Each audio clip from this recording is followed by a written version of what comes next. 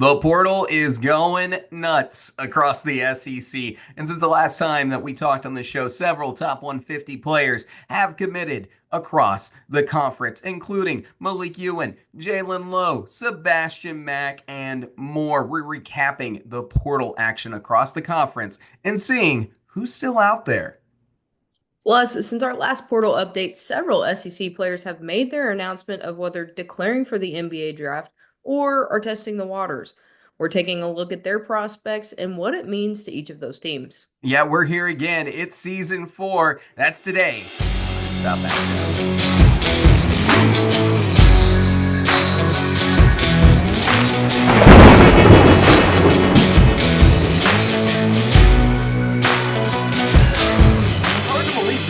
Fourth season of the show, or the official start of the fourth season of the show. Of course, it hasn't been on for 4 full years yet. That won't be until October, and our YouTube anniversary is in January, so we've only been on for 3 full years. But this is season 4. We finally made it, and we start every season out talking about the transfer portal and all the craziness that's going on there. Maddie, your thoughts on Oh, how this has been going so far? Because I know we were just going crazy with March Madness. yeah, I was going to say the exact same thing. It's wild to think that it's been almost 4 full years of Hoop Southbound. But it's fun. And I think this time of year really kind of replicates us trying to balance basketball and all of the things outside of basketball. Um, but, s- that's basically how it is until about July. And we Yeah, don't have anything to talk about. So it's fun to keep up with the craziness. it absolutely is. So let's just get started here and go team by team because it finally happened. Arkansas has a portal commit. No, we did not delay this show just for the announcement. Life delayed the show, but it's funny how things work out sometimes.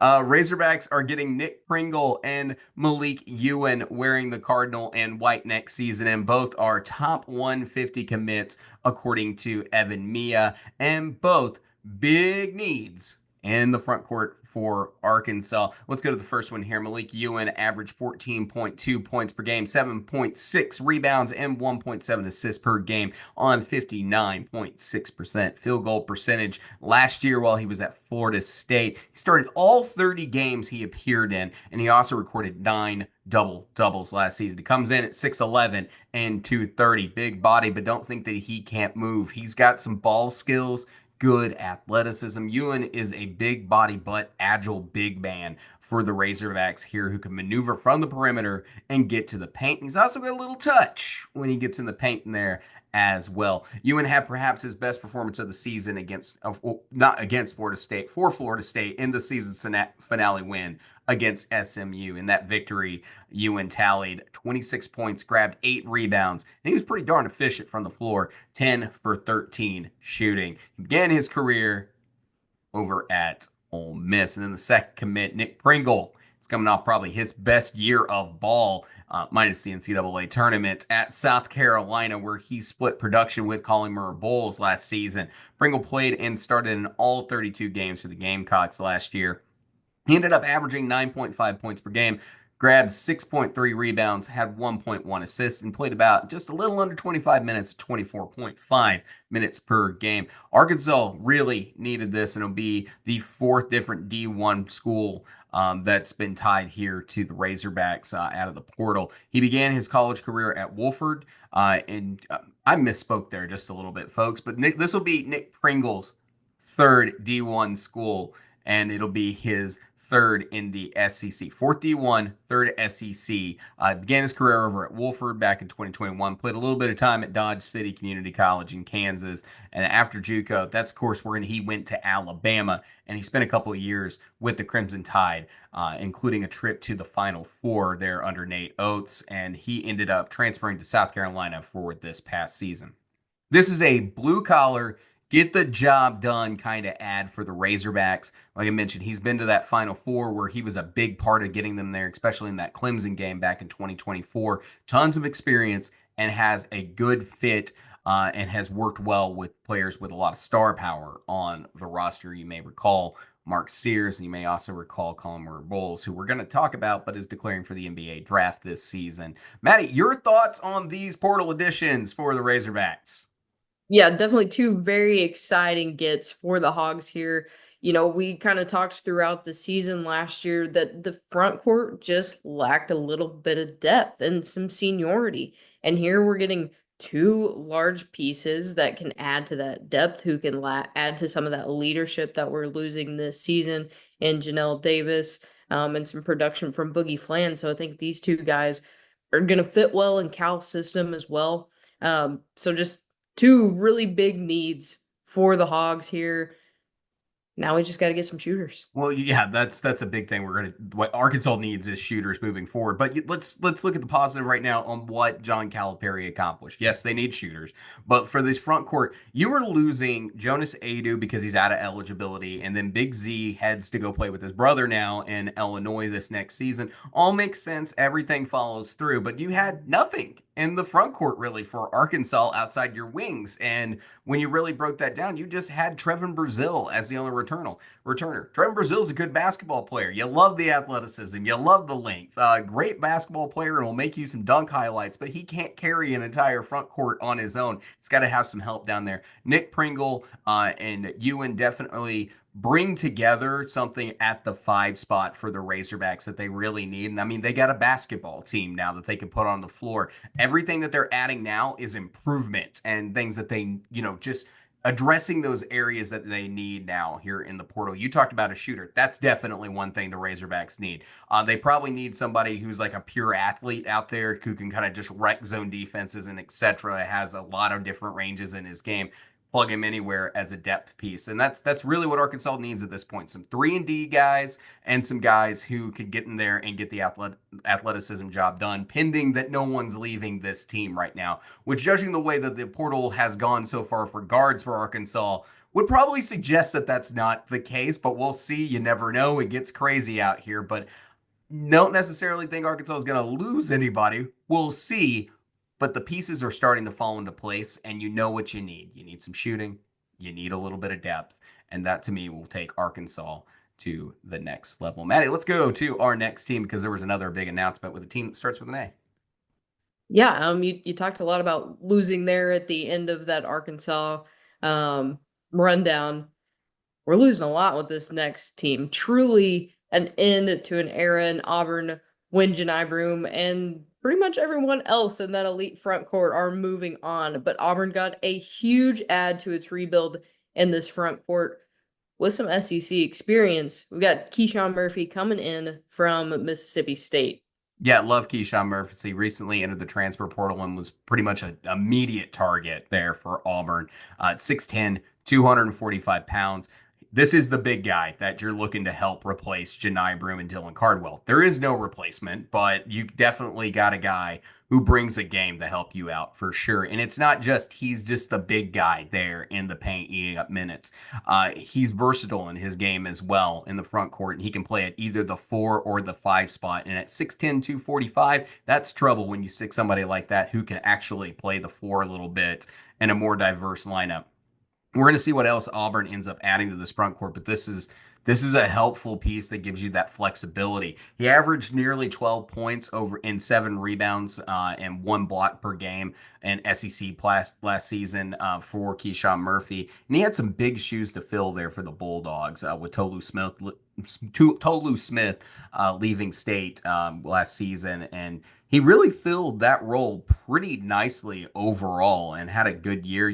I feel like every episode we were talking about KeShawn Murphy and, Josh Hubbard on this team, but when you really break it down, he had 11.7 points per game, 7.4 rebounds, had an assist and a half a game, just a little over that. Rarely turned the ball over and was almost 57% from the field. And believe it or not, he would shoot from 3 every now and then. Hit 4 threes on the season for the Bulldogs. This is a great ad. Great start to rebuilding that front court in Auburn. He has 1 year of eligibility remaining there for the Tigers. Maddie, your thoughts on this ad?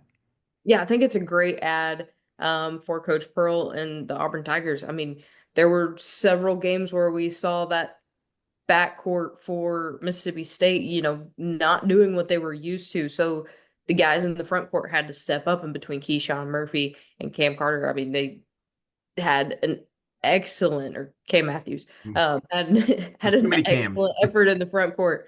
Where they led the team to victory, or at least helped keep the game close without completely falling off the rails until that backcourt began hitting shots again. So I think it's, a great team player that's going to help build that chemistry, because you're going to have a whole new team to build chemistry with over there. Yeah, I mean, you essentially have two players on the roster right now.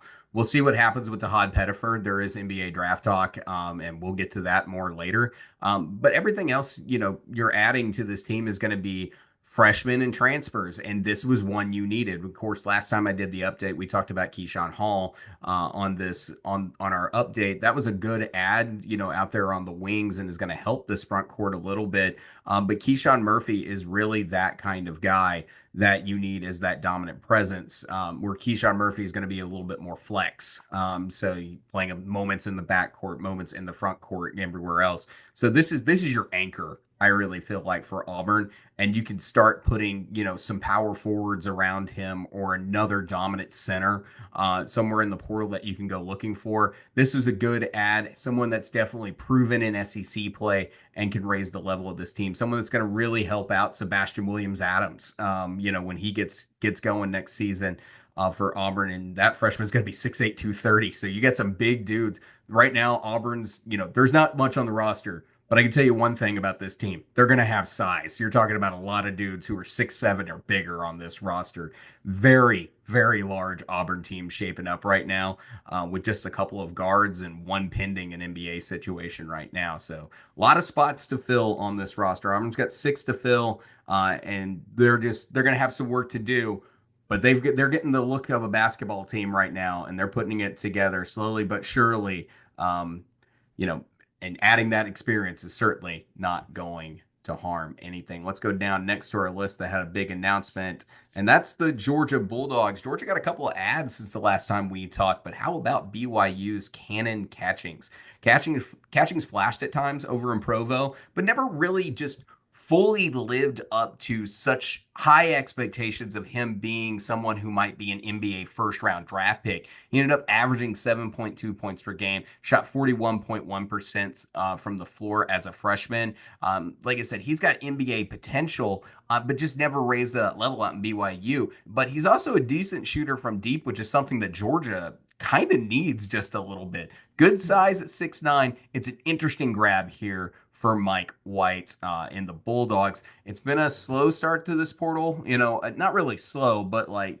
just not that huge splash you've had so far. You've had Jeremiah Wilkinson, who I've talked about, and Justin Bailey. This is another sophomore ad. This team's going to be relatively young again, but it's going to be led by a few guys here and there, like Blue Kane, Samto Sorrell, and Dylan James overall for this team. So I think this just adds more potential and talent to this Georgia roster, and a second chance maybe who had a shot for the NBA draft. Maddie, just any closing thoughts here for Georgia before we talk about what's going to be a giant talk at Kentucky? Yeah, I mean, I think when you look at it, this is kind of what Mike White's been doing at his tenure of Georgia. Just kind of sneaks under the radar, and then is like we said last season, one of the most under the radar teams, because he gets these guys that will work together, that form a solid team, instead of just, a 5-star recruit here and a 5-star recruit there, and maybe a 5-star transfer. Instead of having just large chess pieces, you got the full scale. So I think that's what, Mike White continues to do here. He gets specific pieces that fit his system, that have come out to a complete team. Yeah, and I mean, the team last year was young, but they found guys to kind of give a second chance to continuing to raise their level. Like Deshane Montgomery last year is a perfect example of what you're talking about. Wasn't a huge piece for Georgia, but he ended up grabbing him and saying, like, you did amazing at Mount St. Mary's. Let me give you a chance here at Georgia and see what you can do here as a guard. Played okay, ended up transferring to Dayton, which is a good opportunity out in the Atlantic 10 for next season. But yeah, he occasionally finds these guys who are a little bit under the radar, maybe didn't have a great first season or played for a small school and needs that chance for a step up. And that's kind of similar cases for Jeremiah Wilkinson and Justin Bailey. Uh, Wilkinson's a little bit more known playing in the ACC and playing out in Cal, but you got a guy from Wolford like Bailey coming in too. So I like this addition of Catchings. I think it's a good talent. You lost a little bit in your front court. I mean, I'm not gonna sugarcoat it. Asa Newell and RJ Godfrey are, hits. So this is a good add at 6'9" and 190 pounds. Put a little steak in his diet, and we'll see how strong he can be. Let's move on to our next team, Maddie. Well, we are officially into baseball season, and Mark Pope is as well because he has been hitting fastballs in the portal, racking up some of the top grabs in the portal, according to Evan Mia. Yeah, no, this feels like this is he feels like anybody. I'm looking at that first page of Mia. There's a Kentucky name right now sitting next to it. It's not that crazy, but it's been kind of like that. Let's start out because we're mainly going to be talking about the front court here. But let's start out with Jaland Lowe. This feels like your Lamont Butler grab in this year's transfer class for Pope. Jaland Lowe out of Pitt. Lowe averaged 16.8 points per game, 4.2 rebounds, 5.5 assists, and 1.8 steals per game last season over for Pitt. Really talented passer and can be a knockdown shooter at times. I want to say that again, at times, because you're going to look at the percentages here in just a minute. This is what Mark Pope had to say. Jaland is an incredibly explosive, playmaking veteran point guard, which are really qualities I think anybody's looking for in a point guard. He's a great kid who has tremendous work ethic and most importantly, loves this game and wants to do nothing more than win. I think that's a great quote from Pope. A lot of high praise there. I think he's going to be one of your lower volume shooters, though, for the Cats next year. And just it's really kind of like a Lamont Butler situation. He's not going to be Kobe Bryant. He's not going to be Jackson Robinson. He's going to knock down his threes, and you're hoping that it works at an efficient rate for Kentucky. And that's exactly what the big note here is some concerns about Lowe's efficiency shooting, where he shot 37.6% from the field this season and 26.6% from three, but he was shooting at a very high volume at Pitt. I expect those numbers to be turned down. Don't forget, Lamont Butler came in also 30% from three last season. You're looking to see if those numbers improve, especially when he's got an option and maybe can just get more wide open threes and hit at a more efficient rate. And that's why you got to love the passing and point guard ability this guy has. Here's the other big things. Mohamed Diabate, Alabama's do-it-all dude from last season. Just an X-factor kind of guy who's tough and who's just tough to deal with and creates matchup problems for anybody he's playing with. And he just works his rear off on the court. I have loved Big Mo over for Alabama this season. Diabate averaged 7.2 points, 5.9 rebounds, and 1.1 assists per game this year. Despite only being 6'7", he is a dominant number 4 man, and he has solid three-point shooting as well. Knocked down 12 threes this season at 26 attempts. Not high volume, but can shoot it. He's a good fit. It really is, and he can keep that if he can keep that shooting up. Slightly higher volume, and if he can do that, he will be a great player for this Kentucky team. Really, if your 4 can't shoot in Mark Pope's system, it can get a little frustrating overall, but Mo is the kind of dude that can really thrive in a system like this to play. Love the defense also. This is another big thing. It was the big limiting factor for Kentucky last season. It got better as the year went on, but it was just never at that quality. Immediately addressing the problem here with Mohamed Diabate. But he's got a lot of competition in this front court based on the portal commits they've had so far, because we got Jaden Quintons as well. Once a Kentucky commit before Cal left, JQ is now on his way to Lexington. JQ had an ACL injury back in February. He should be cleared. This is what they're saying. He should be cleared for contact in September, according to what's being reported over at KSR. This was a former 5-star prospect, and I think we're just all waiting to see if he can live up to that potential next season there in Lexington. He recently said on Field of 68 that he felt like he had a great relationship with the coaches over there in Lexington. Apologies on this next front court player I'm about to talk about, because this is the first time I am ever going to attempt to pronounce this name, and I haven't heard it enough yet, so bear with me. Alhara Yelovic, I believe is how you pronounce that. But I'll call him AJ for the moment. So we'll just rock with that. One of the most interesting pickups for Pope this cycle.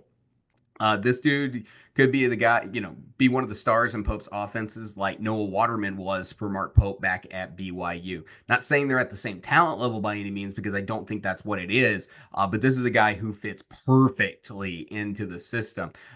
You're talking about 6'11 power forward who possesses significant experience at the international professional level.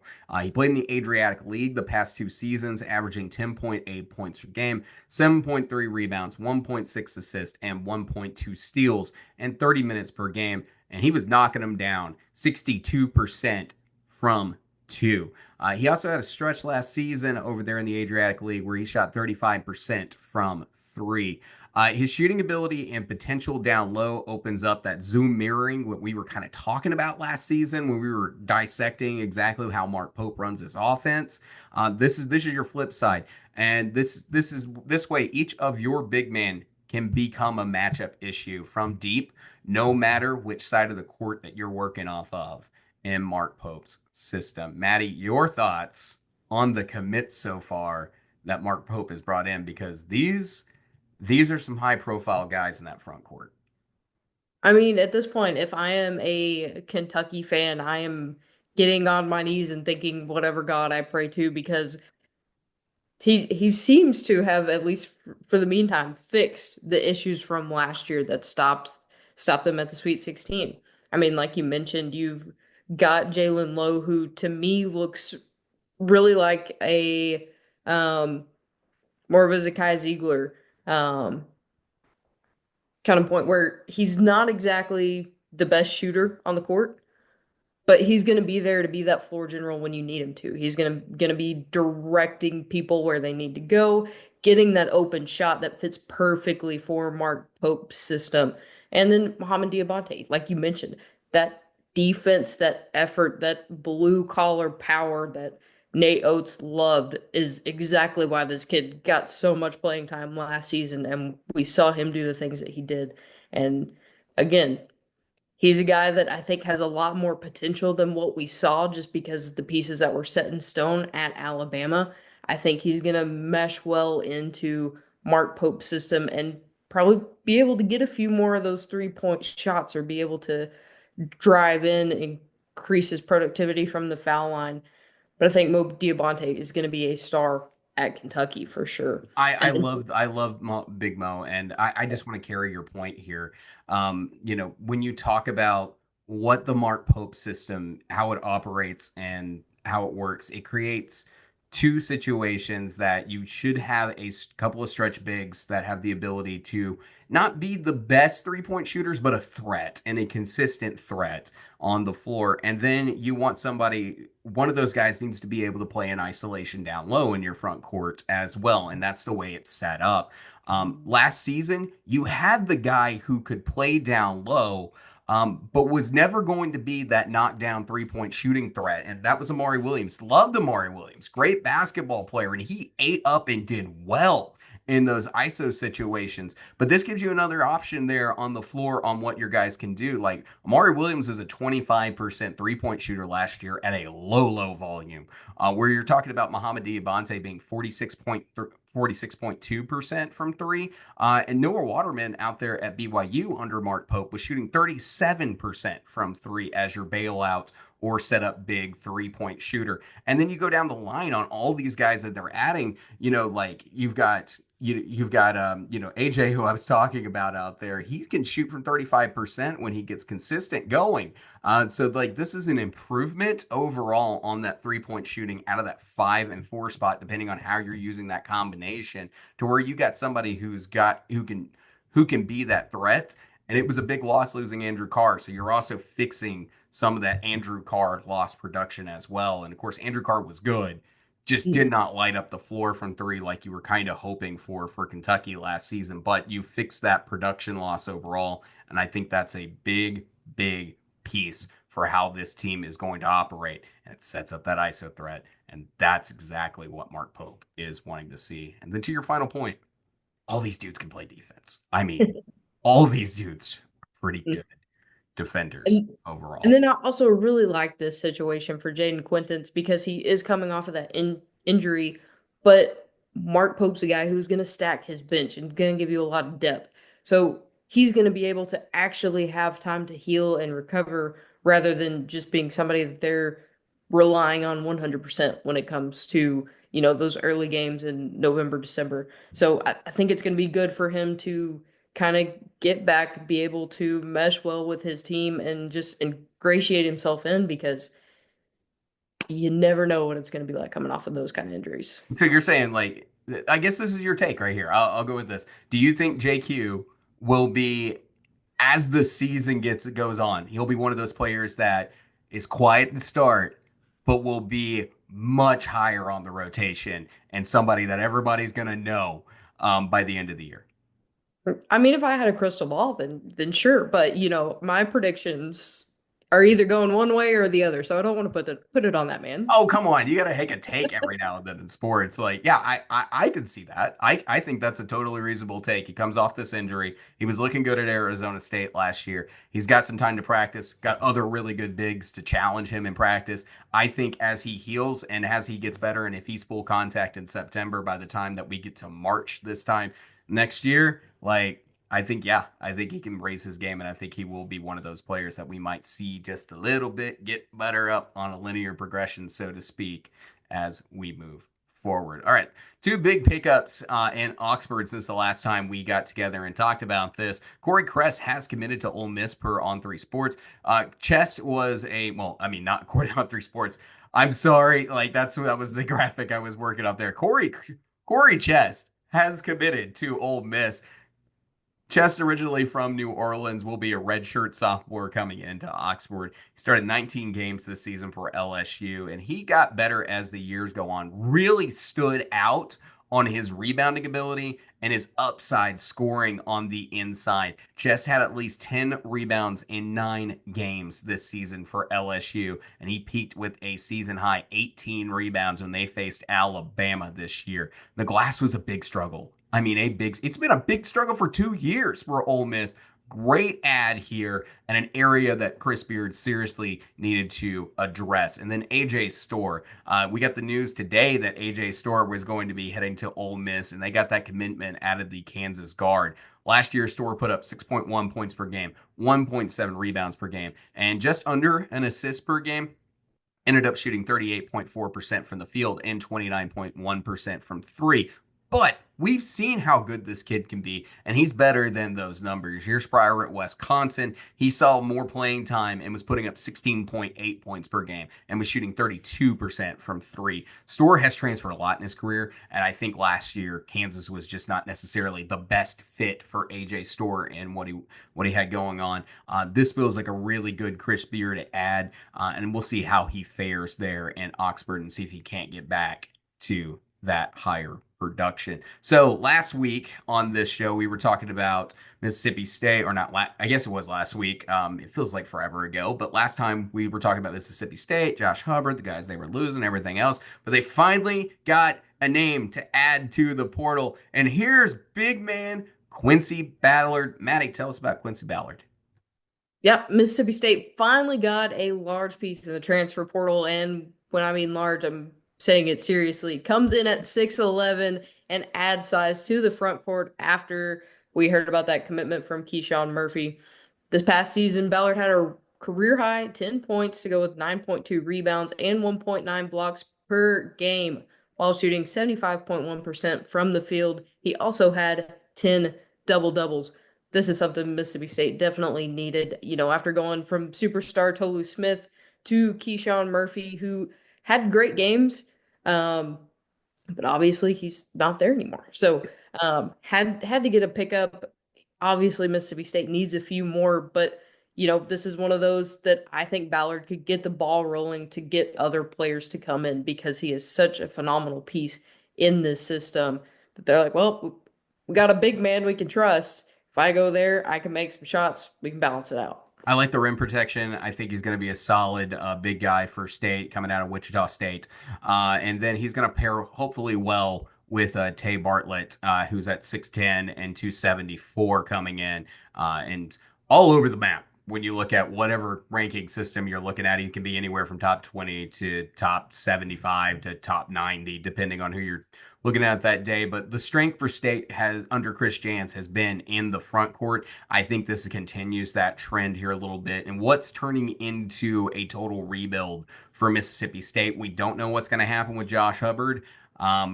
We'll see. I don't know. I don't really know, but he's been seriously talented as he's testing out the NBA draft waters. But this adds to and helps. You've got a lot of size now in that front court between Machat, Ballard, Bartlett, and Chol. Like, those are guys who are 6'10" or bigger coming into this Mississippi State team. They're going to be fighting on the glass all year long next I mean, season you for feed sure. those boys, and Chris Jans has the Monstars on his hands. Like, they're just going to be massive. Imagine if one of them plays point. Just put Guy Chol out there at point and let's rock it. Let's have some fun out here and just make it 100% the Monstars versus the SEC.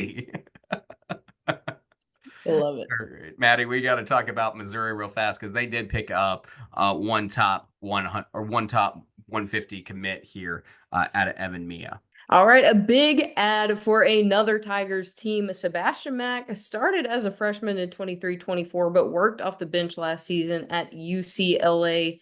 He came out averaging 9.6 points per game, 2.1 rebounds per game, and shot 42.6% from the field.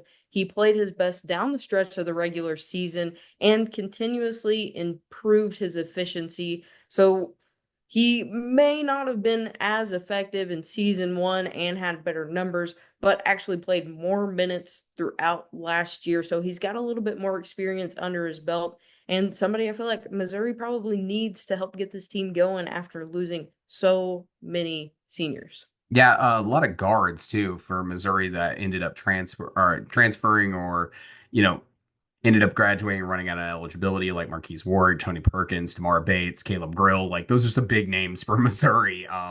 In their backcourt. So this is the turning of the page and what they need to do in their backcourt here. And Sebastian Mack definitely showed us 2 years ago the kind of potential that he has when he started in 30 out of 33 games his freshman year there for Mick Cronin and put up that 12.1 points per game and 3.6 rebounds and a little over assist and a half a game. They're in his freshman year, and something you like, Maddie, he shot 72% from the free throw line. Not the greatest, but good. So like not bad. And I think he adds quite a bit to what Missouri's backcourt is going to be. Number one, experience, ability, and he's definitely got a higher ceiling than what his sophomore campaign was. I would expect him to have probably a decent bounce back chance here at Missouri, especially what looks like right now going to be a featured role for this Missouri team as a top 150 commit here to the Tigers. They picked up a couple other players too that need to be noted here: Luke Northweather and Sean Phillips, and we talked about Porter in a previous episode. But exciting addition here for Missouri and this team. But Maddie, Oklahoma picked up two pretty darn good players in Evan Mia's top 150. It was quiet there for a second out of Oklahoma, but they really picked up a couple of big splashes here in their portal grabs. Maddie, tell us about the two. Yeah, so one of the big ones that we need to talk about, because he's one of the more under the radar type players that you didn't hear from as much last season, is Tay Davis. Davis was one of the most improved players in the ACC last year, averaging 15.1 points and 5.3 rebounds. He averaged over 30 minutes a game, so a solid foundational piece, and put up double-digit scoring efforts in over 80% of his outing. Definitely something Oklahoma needed, and goes right along with player number 2 in Nigel Pack, a name that everybody's heard of. Nigel Pack played only 9 games this past season, but he continued to put up numbers in line with the rest of his career. Averaged 13.9 points and a career high 4.3 assists while shooting nearly 39% from 3. His 5-year averages 14.3 points, 3 assists, and 40.3 from 3.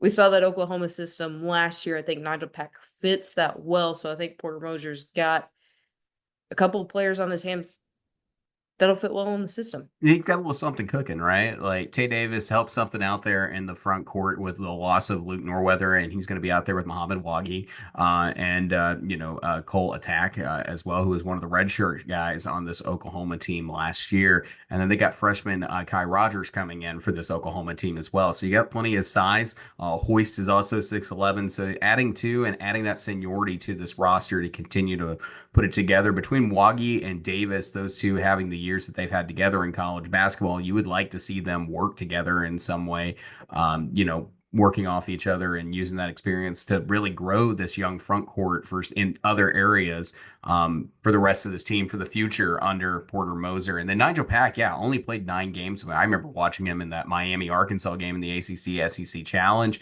This dude can shoot. And I think that's the biggest thing coming off of him. Like he's played for Miami. He's been successful for Miami. The situation in Miami last year was crazy. And then him only playing 9 games is just, they needed more out of Nigel Pack. Let me just put it that way. They needed a lot more Nigel Pack, but Oklahoma's going to get the benefit here. Grad transfer, a little undersized, but a good leader and someone who's been there before to help this Oklahoma team. They had a lot of transfers. They had a lot of talent, leaving out. And of course, Jeremiah Fierce is the big one going to the NBA draft. But Nigel Pack's a good grab, as that 3-point shooting that Oklahoma has, and something that Sooner fans, I think, will definitely appreciate. Let's go to the next one here as we jump to Tennessee.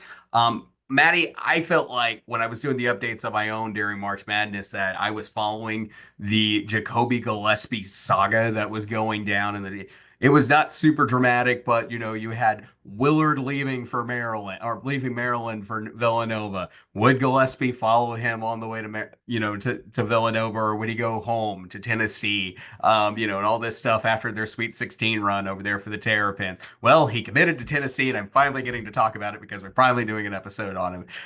Gillespie is one of the best point guards in this portal class. I mean, he really is, and one of the top, I think, 20 players right now on Evan Mia, might be up there in the top 5. If everyone will just give me a second to take a quick look here, he was number 1 when I was talking about him. So yeah, he's up there as one of the best. And then he averaged season 14.7 points per game, 4.86, and then was 40.7% from 3. You gotta love that when you talk about shooting potentials right there. And he also went for 24 points earlier this season against Marquette, was a big time leader for Maryland as the year went on. He was 3rd team all Big Ten last season. Maddie, you just talk about the trend with Rick Barnes out here, just getting this big guy in the portal to make an emphasis on this team. And, it was Dalton Connect. And then last year was Chaz Lanier. Now you're adding Jacoby Gillespie, who's very talented, got a lot of potential, and also you lost one of the most important pieces on this Tennessee team, and that was Zakai Ziegler. You got a point guard who's been there and has led a team to the Sweet 16. What can Jacoby Gillespie do returning home to Tennessee this next coming season? This is a huge grab by the Volunteers. Your thoughts? Yeah, I'm excited about this one for Rick Barnes because I feel like this is not the perfect player, but pretty dang close because you finally got a guy who can be that floor general like Zakai Ziegler, but is also going to be able to make you a couple threes, which wasn't always consistent with Zakai. Obviously, he was one of my favorite players in the SEC, but he had Great his flaws. defender. Yeah. Yeah. And I think Jacoby Gillespie is kind of filling that void there for Rick Barnes because, like you said, he can go get buckets when he needs to, but he can also, direct traffic and get players open to go in and get those points, and it doesn't just have to be him. Yeah, no, I totally agree, and I think this is your key leadership piece here for the Volunteers. They also picked up Jalen Carey out of Vanderbilt as well, so in a front court addition that they're going to need over there in Tennessee. They got 6 roster spots to fill right now. They got a couple of key pieces back. They haven't lost much in the portal, but they've lost a lot in eligibility when you talk about things. So this is going to be a bit of a rebuild for Rick Barnes here, and I think this is a solid foundational piece for this team moving forward. So You're addressing those concerns. You got some talented freshmen coming in, and you got some good players who have been waiting for playing time on this rotation, like Cade Phillips and JP Estrella and Bishop Boswell on this team. How does it all fit together? We're going to take a look at that later on in the season, but this is the ad that you want to see out of the Volunteers. Sean Miller, though, down in Austin, Rick Barnes, old school. He's in year one, doing everything he can. We've talked about a few of his commits. We talked about his first commit, Dalen Swain, on the last time that we got together and talked portal. This time, since our last update, Camden Heide was his big grab out of the Evan Mia top 150. You guys might remember that name, playing for Matt Painter there in Purdue the last couple of seasons. This was a good grab for Sean Miller here helping him route out. Heide was actually pursued by Texas out of high school back when he was a four-star recruit, but ended up choosing to go to West Lafayette. And now he's kind of left a big hole in what Purdue's going to try to do this season, but that's going to be the big gain for Sean Miller here in year one.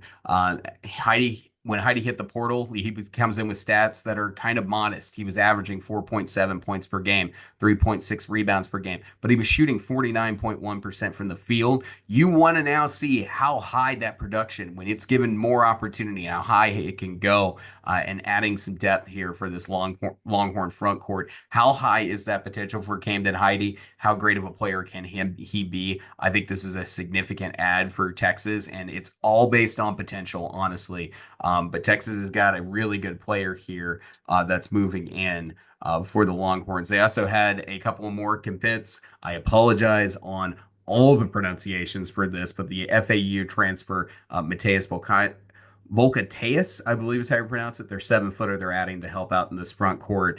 And then Lacina Turo, senior 6'10", 245 from Xavier, who played for Sean Miller last season as well. So you got two Xavier guys now added to this Texas team, which is not a giant surprise when you're following coach.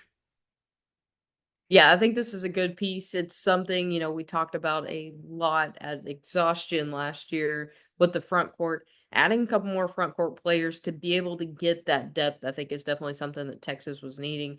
And Sean Miller, I guess, saw that before coming in. So he's building that team, and I think this is a good get to, have somebody maybe not to rely on 100%, because like you said, came in a little bit lackluster, some modest stats, if you will. But I think he's one that's definitely going to develop well under, a system that's meant for him. Yeah, we'll see what goes on. He's making that transition from going from a sophomore to now an upperclassman into his junior year. There's one big note I do want to hit on Texas before we move on. I don't know, you just don't see this very often in the portal era, but Sean Miller has kept a pretty good chunk of this Texas team together. They're right now.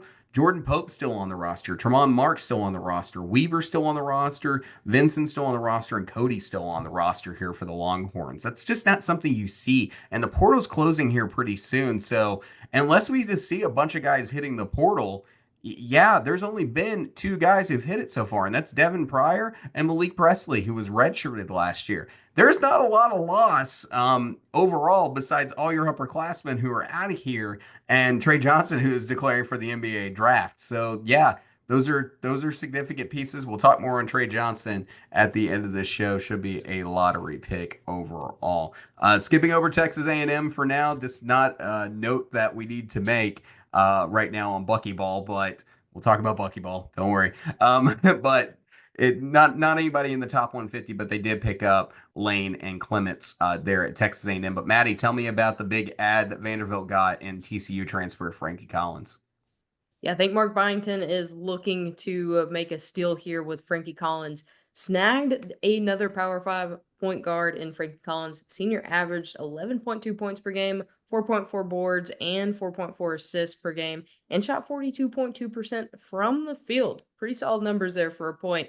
This will be his fourth school in 5 seasons, but last year he did miss all but 9 games before breaking his foot heading into conference play. So didn't really get much of a chance to up those numbers. But Frankie Collins is a solid point guard with a high basketball IQ. I think this is definitely something Vanderbilt needs moving into next season. Well, they needed something, and so far, Mark Byington's been very active in the portal because of all the guys who hit the portal, like Jason Edwards, Jalen Carey, Collins Jr., Roberts. You just go down the list. There were a lot of transfers out of here, and we knew that Vanderbilt was going to have to be active when that first got started. And I definitely think Frankie Collins is a good add. You also added Mike James this week. 6'5", 200 pounds, good guard. You also got Mason Nicholson, who ended up committing, and Jalen Washington out of North Carolina committing. So you got two 6'10" guys as well there to help out the front court, who's going to be paired up with another 6'10" guy, freshman commit, Jaden Leverett. So really good ads there in the front court. It's about rounding out those guards now. So I think we got some really good front court depth when you count in Wright as well, who was out on a medical red shirt last season for Vanderbilt. So when you get all those guys together, I think Vanderbilt's got a pretty good. One of the things they were missing last year was some size. They got it this year. A lot of 6'10" dudes on this Vanderbilt team. We'll see how they come together. It's going to be a fight on the glass with all these giants we're talking about coming into the SEC next season. A lot of talk here and there on everything. Let's go through apologies now, everyone, on the top 10 list, because I'm sure things have changed given the craziness. And I'm sure like half these dudes, while we were sitting here talking, ended up committing somewhere. But right now, the portal top 10 available is Darian Williams, the Texas Tech transfer, Jameer Watkins out of Florida State, Ian Jackson out of North Carolina, Dylan Mitchell out of Cincinnati, Xavier Lee out of Princeton, Tayton Conaway out of Troy, Eddie Lampkin out of Syracuse, Malik Thomas out of San Francisco, Mackenzie Mbako out of Indiana, and RJ Lewis out of St. John's. Here's a little bit of the rumor mill and everything else that's going on. Xavier Lee right now, according to what everyone's saying on the internet when it comes to On3 and everything else, visits are scheduled or have already taken place for Xavier Lee. He is looking right now at possibly going to Florida next, or he has a visit scheduled for Florida. And we saw Thomas Houck trying to recruit him a little bit on Instagram as well, but he's also got visits from Kansas and St. John's as well. Player to keep an eye on. Very good offensive player here, and would be a great add to the Florida backcourt that needs something if with all the upperclassmen leaving this team. So Xavier Lee, definitely a name to keep an eye out for. The rumor mill has been going absolutely nuts for Tayton Conaway. You might remember us talking about him a little bit. Lacks a little bit as a three-point shooter, but is a very good guard and had a solid year for Troy last year. Worked really well off the pistol. And right now there's some rumor that there might be some chatter about him talking about going to Mississippi State or Vanderbilt right now. Vanderbilt definitely needs some guards, and Mississippi State's got a lot of work to do. So both of these are definitely good potential options here if that should be the case. Those are rumors. Everything. I want to emphasize rumors. We got nothing concrete we're working off here, or secret intel, but that is the rumor mill right now. And then there's also rumored to be two SEC teams in the race for Mackenzie Mbako, the forward out of Indiana. He took a visit to Kentucky, but everyone was talking about them expecting him to commit, and it never happened. And then apparently he took a trip to Oxford and visited there. So those are the two SEC teams that are being mentioned the loudest right now in the SEC about possibly being in the race for Mackenzie Mbako. Solid wing, someone that may not totally rely on at times. Really good offensive player overall, and right now one of the best available players in the portal. Maddie, we do have some stuff that we need to talk about because besides there just being great talent that's still available out there in the portal, teams are losing players. And also maybe getting some back. We'll see. But we had a lot of players mentioning, or there were a lot of players mentioned possibly heading to the NBA or outright heading to the NBA. So let's get this started. Maddie, you want to talk about the Razorbacks who have decided that, or at least one of them, who have decided that they are declaring for the NBA draft? Yeah, let me just shed a few tears here as a Razorback fan because these next two players brought me a lot of joy and a lot of happiness this last season. First one, obviously, Boogie Fland goes one and done. A lot of people were expecting this. He was playing well into SEC play where he had his hand injury in the Florida game. We didn't see him again until tournament time in the game against Kansas. He contributed defensively, but still wasn't 100% back in the swing on the offensive end. Right now, Boogie is mocked as a late first round pick. Yeah, he's solid player. I just realized we missed one school in our alphabetical order here, but I'll just go ahead and finish the Arkansas one and get this done here. But let's talk about Adou Thiero real fast. Adou was one of the best players for Arkansas this season, as he declares for the draft. We're talking about a super athletic forward for the Razorbacks. Led this team in points for most of the season at 15.1 points per game and 54.5% from the field. He also suffered an injury that pretty much ended his season right before the NCAA tournament. But he did come back for the Sweet 16, where he was just clearly not fully himself if you watch that game. But right now, Thiero is mocked as an early second round pick. And the school we missed, we should have started here because we try to go in alphabetical order. But Alabama, there were a lot of people waiting on it.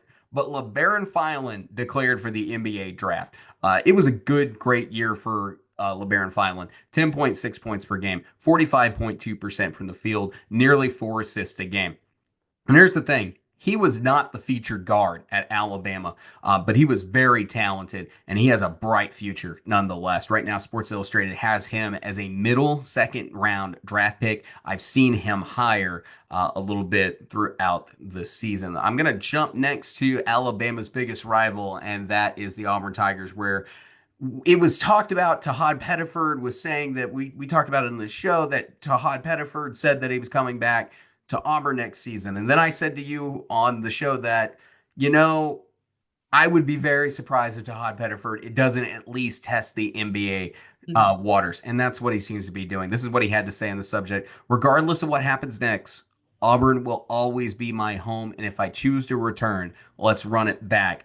I'm not surprised. This kid is very talented, and I think there's an outside shot he gets picked up as a second round pick here, and he could really impress because he is talented enough and skilled enough to go possibly somewhere in the late to mid first round as a possibility. He's got a beautiful floater, tons of speed, things you really just like out of a good point guard, and the NBA drafts really on potential and not what you did, which he did great overall leading this Auburn team, and he has a ton of potential on top of that. And he has a chance for an NBA future, and whatever decision he makes, if he's going to be a possible second round draft pick, you can understand the thought about coming back to college. But whatever decision he makes, it's probably the right one. It's hard to go wrong when your options are the NBA or playing for Auburn for who's a really good coach, has a reputation for making sure dudes get a couple of guys get in the league every other year. And I mean, you're still going to make a decent check off your NIL money there out of Auburn. So whatever decision he makes will probably be a good one. Maddie, Georgia had a big one if you want to talk about Asa Newell. Yeah, Asa Newell, obviously not much surprise because there was no Georgia without Asa Newell. He declared for the NBA draft. Let's face it, this kid is fantastic. Lottery pick level potential, probably one of the quietest prospects that we've seen come to the SEC that not very many people talk about. Probably just because it's a smaller market school like Georgia when it comes to basketball. Not really small market, but smaller fan base when it comes to basketball. Yeah. Football's huge. Yeah, football's ginormous, so it obviously gets overshadowed. But yeah. He was the best prospect that Georgia's brought in since Anthony Edwards, and we've seen what's happened with that guy. He's a dominant big, good rim protection, can guard around the perimeter. He's been a leader in the front court for Georgia all season and helped them in their 10-year drought in the tournament.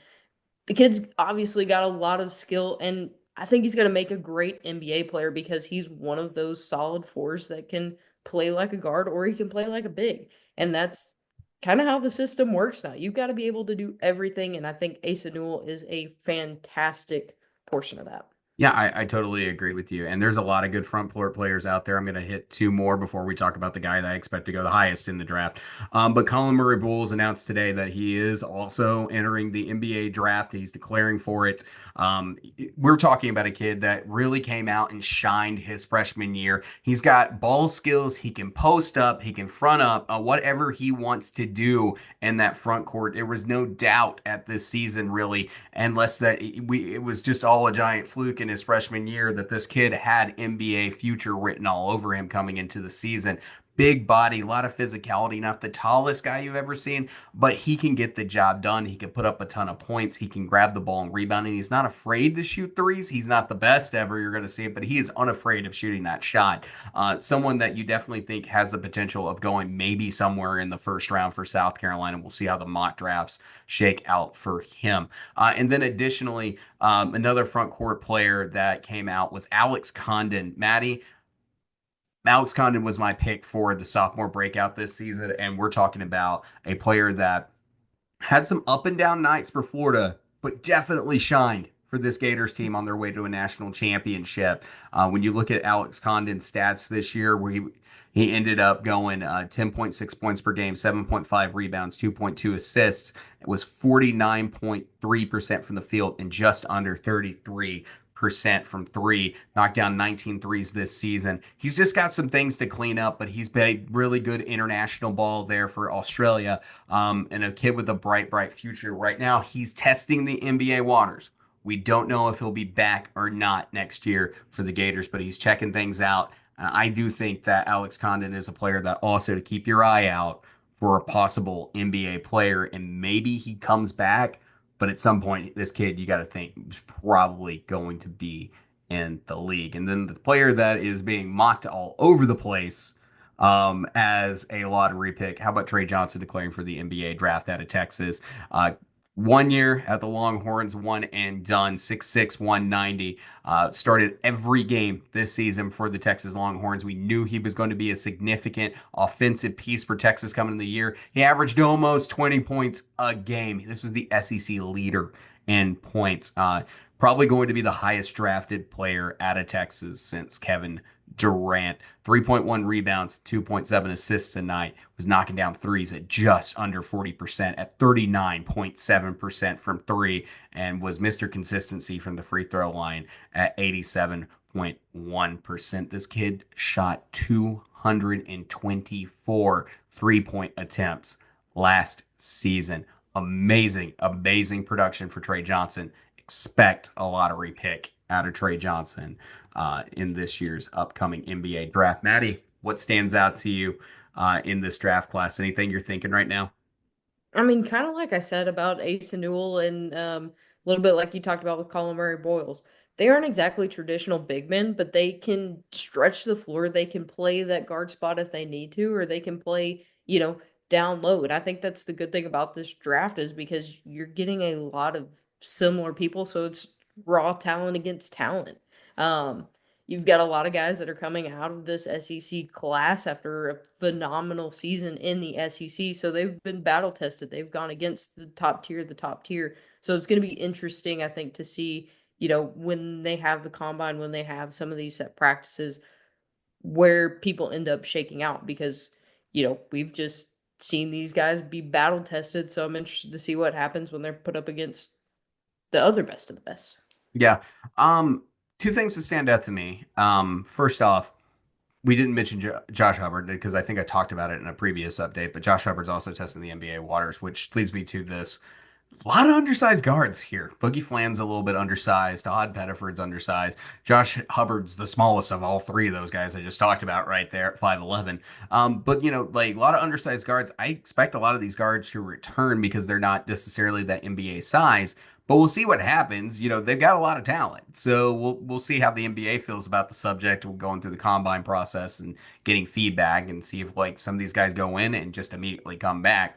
We'll see how that goes. And I think that goes to my second point. Tahaad Pettiford, they really need him back at Auburn. They really need him back next season. When you talk about just having some kind of veteran experience in that front court or in that back court, Chad Baker Mazara, good, really good one, and tons of experience and everything else, but he's not going to be your point. And Tahaad Pettiford really has a lot of versatility in his game and ability. And I think you definitely want Tahaad Pettiford back next season if you're Auburn as your leading point. Um, If not, you can put a lot of stock into Caden Magwood overall or Simon Walker and see who leads this team one way or the other for Auburn next season, or go find somebody out of the portal. But I think Tahaad Pettiford, with all that experience he just picked up in the NCAA tournament, you are begging for him to come back. I would think if you're an Auburn fan overall, and it would make sense. Like I said, I don't think the kid has a bad choice either way. Which that's the total opposite for Alex Condon. Like Alex Condon comes into this Florida team, or enters this, test in the NBA draft waters where he's in a spot that Florida doesn't necessarily need as many dudes back in the front court, as versus their back court. Like Florida's still got a ton of depth. They'll have Thomas Houck back next season. They'll have Ruben Chinyelu back next season. Sam Alexis back next season if things shake up the way they are right now. And then you have Hanlogden, who sat out most of the year for Florida this year with a medical red shirt and just played toward the end of the year. It's your, probably featured center on this team next year for Florida. So if Alex Condon leaves for the draft, I don't think it hurts Florida that bad, Mhm. versus some of these other kick players checking out the draft like Josh Hubbard. Like Mississippi State would definitely like Josh Hubbard back, Yeah. for sure. But like just a weird scenario there that out of all of them, if a team can afford to lose a player going into next year, I would say Alex Condon leaving Florida would be the one that would probably hurt the least. But he's a really good basketball player, and I know Gator fans want him back. So it definitely makes a ton of sense. There's one more thing we got to mention, Maddie, and it's just because I didn't get it on any of the darn updates with all the March Madness stuff going on. Buggy McMillan is the new head coach at Texas A&M. It's time for Bucky Ball at Texas A&M. A lot of up speed, a lot of good tempo. Relatively young coach, coming from that Sanford program that made it into the NCAA tournament last year. He's got a couple of portal commits so far. Nothing extremely flashy yet, but it's a good add in my opinion to this Texas A&M team. I was kind of getting the feel that they would probably end up something with a mid-major coach. Maddie, any thoughts on Bucky McMillan making it to Texas A&M, the new head Aggie for their basketball program? Yeah, I think it's a great pickup. Definitely a change of pace there from Buzz Williams, but I think it's what this program needed. We kind of talked about how the last few seasons have, not gone exactly how you wanted, and then you were gonna have to start all over anyway. And I think the right way to do it is with an upbeat, exciting new coach like Bucky McMillan. I think we could have similar to, I'm not saying a national championship in a couple of years, but similar to Todd Golden, who's got a great mind for the X's and O's. He's going to be able to build solid chemistry and, take this team in a good direction in the next few years. It's going to be a total change from Buzz Williams to Buzzball. Buzzball is going to be A&M fans aren't going to know what they're watching next year. Like they're going to be like, this is so fast, so crazy, and it's moving really, really fast. There's guys. There might even be a couple of guys who can actually shoot on this Bucky McMillan team next season, because Buzz's teams didn't have that ability to knock down shots. It's going to be a night and day for those fans down there in College Station watching this. But Bucky McMillan is a coach that's been on the rise, and he had a lot of talk last year for a lot of jobs. Ended up staying at Sanford, not going anywhere, even though he was talked about so much in the success that he was having there. So I think this is a good pickup for Texas A&M. I think it brings a different brand of basketball to Texas A&M, and I think it can be a really exciting brand of basketball for Texas A&M. Guys, if you have not already, please like and subscribe to the Hoop Southbound Show. We greatly appreciate it. Loved having you guys here. Please talk about anything that we're talking about in the comment section. We don't do a ton of lives. If you're new here because you got us through transfer content and everything else, we're trying to find a way to incorporate that. It's just kind of hard with our schedules. But please comment on anything, you thoughts, things you like about your team, things you like in the portal, anything that's kind of coming to your mind. We love to hear from you guys. So go ahead and throw it in the comments. Throw us a like and subscribe if you're not already a member. We would love to have you as a regular viewer here on the show. But yeah, welcome to season 4. And yeah, until next time, I'll catch you in the next one. Thanks, guys. Have a great week.